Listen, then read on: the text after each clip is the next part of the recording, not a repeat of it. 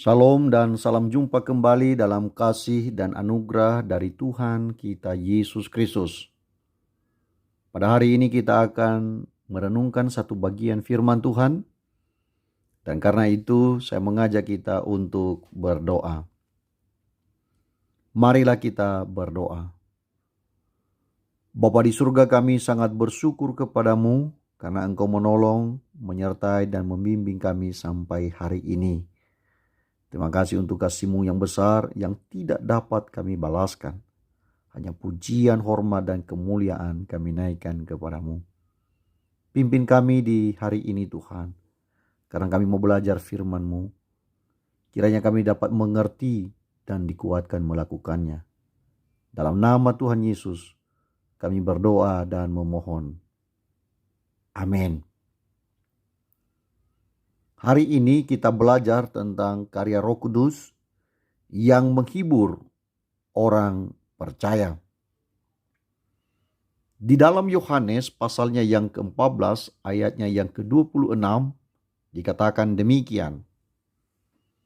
Tetapi penghibur, yaitu Roh Kudus, yang akan diutus oleh Bapa dalam namaku, Dialah yang akan mengajarkan segala sesuatu kepadamu dan akan mengingatkan kamu akan semua yang telah kukatakan kepadamu.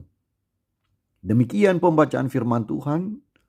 Berbahagialah setiap kita yang membaca, merenungkan, dan memelihara sabda Tuhan dalam hidup sehari-hari. Bapak, Ibu, dan Saudara sekalian, Roh Kudus sebagai penghibur diterjemahkan dari kata parakletos, yang artinya adalah pribadi atau mereka yang dipanggil kepada sisi orang lain. Tugas parakletos ini adalah untuk menolong, mendampingi, membela, dan memberi nasihat. Dialah yang memenuhi dan menyertai orang-orang percaya. Sebenarnya, tugas yang diemban oleh parakletos ini adalah tugas yang diberikan kepadanya untuk menggantikan Tuhan Yesus. Ketika Tuhan Yesus ada di dalam dunia ini, Dialah yang membimbing, mengajar, menjaga murid-muridnya. Namun, sekarang tibalah saatnya Yesus kembali ke surga.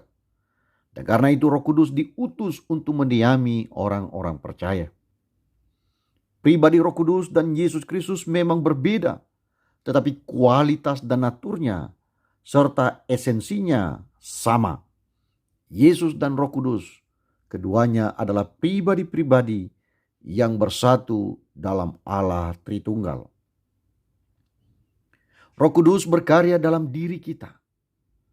Ia memberi damainya, Ia memberi kasihnya dan sukacitanya bagi kita. Roh Kudus memberikan kelegaan dan menenangkan pikiran kita di tengah dunia yang tidak pasti, yang kacau balau dan mengkhawatirkan. Roh Kudus menolong, mendukung, menghibur, membela, dan menasihati kita dengan setia. Orang lain bisa saja bersedia untuk menolong, mendukung, menghibur, membela, dan menasihati kita. Namun tidak ada jaminan bahwa mereka setia. Hanya Roh Kuduslah yang akan menghibur kita dengan setia sampai akhir zaman. Roh penghibur dikaruniakan kepada kita agar kita tidak gelisah dan gentar dalam kehidupan kita, terutama saat mengalami tantangan dan kesulitan hidup sehari-hari. Saat merasa tidak gelisah dan gentar, itulah damai sejahtera yang dicurahkan oleh Roh Kudus kepada kita. Dengan demikian, kita tidaklah sendirian menjalani hidup di dunia ini. Ada Roh Kudus yang siap sedia menyertai, menolong, menghibur, dan meneguhkan kita, sebagaimana dialami oleh para rasul dan jemaat mula-mula. Kiranya dengan perenungan firman Tuhan hari ini, kita semakin membuka diri kepada kehadiran, bimbingan, dan pertolongan Roh Kudus dalam kehidupan kita. Di antara doa-doa syukur kita, jangan lupa untuk menyelipkan syukur atas bimbingan dan pertolongan Roh Kudus.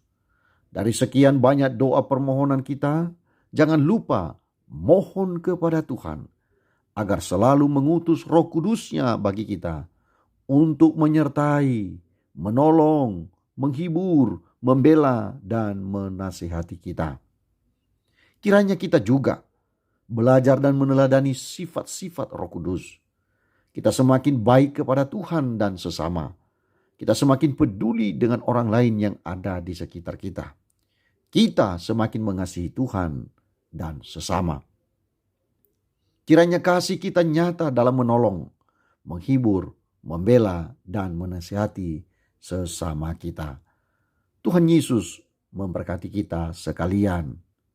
Amin. Marilah kita berdoa. Kembali kami naikkan pujian dan syukur bagi-Mu Tuhan, karena Engkau sudah mengingatkan kami bahwa ada roh penghibur yang diutus oleh Bapa kepada kami.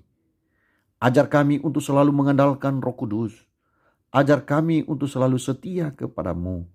Ajar kami Tuhan, supaya kami dapat mengatasi kegelisahan hidup kami, karena kami semakin percaya bahwa Tuhan memberi jalan keluar.